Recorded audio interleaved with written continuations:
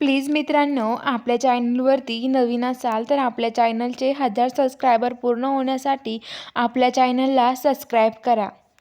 तर मित्रांनो, आजच्या भागामध्ये आता इकडं जी सावी आहे ती धैर्यकडे येत असते आणि म्हणत असते की धैर्य, अहो धैर्य, तुम्हाला काय वाटतंय?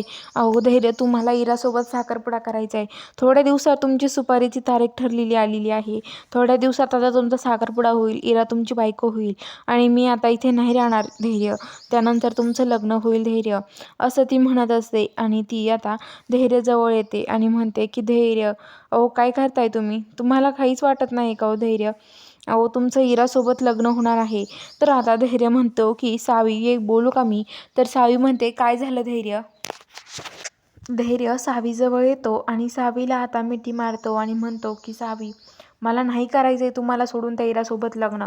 अहो सावी, हे बघा, माझं तुमच्यावरच प्रेम आहे आणि तुमच्यावरच राहील. मी नाही करणार त्या इरासोबत लग्न, असं धैर्य म्हणतो. आणि आता सावीला तो मिठी मारतो आणि म्हणतो की सावी, तुम्ही फक्त माझ्या आहात आणि मी तुमचा, त्यामुळं आता मी तुम्हाला सोडून नाही राहू शकत सावी, असं म्हणत असतो. आणि आता लगेच तो म्हणतो की सावी, हे बघा, तुम्ही काळजी करू नका, तुम्ही फक्त माझ्या आहात आणि हे बघा, मला बाकीचं कुणाचं काहीही माहिती नाही आहे, असं म्हणत असतो. आणि म्हणत असतो की हे बघा सावी, मी त्या इरासोबत लग्न करणार नाही आहे. आपली गाठ जी जुळली आहे ना, ती जुळलेली गाठ कुणीच ह्या जन्मात तरी तोडू शकत नाही, असं धैर्य म्हणतो.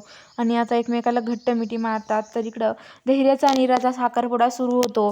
तेवढ्यात तिथे सावी नाचत असते जोराजोरात, माझ्या नवऱ्याचा साखरपुडा, माझ्या नवऱ्याचा साखरपुडा, असं म्हणून नाचत असते. तेवढ्यात धैर्य म्हणतो, बाद झाली तुझे नाटकं. आणि सगळ्यांना असं वाटतं की धैर्याला सावीचा खूप राग आलाय, पण तसं काही होत नाही. धैर्य सावीला जवळ घेतो आणि सावीच्या बोटामध्ये इराला आणलेली अंगठी सावीच्या बोटात घालतो आणि म्हणतो की सावीच माझी बायको आहे, माझी दुसरी कोणी बायको होऊ शकत नाही, असं बोलतो. तर आता बघूया पुढील भागात नक्की काय घडतं हे बघायला आपल्या चॅनलला सबस्क्राईब करा.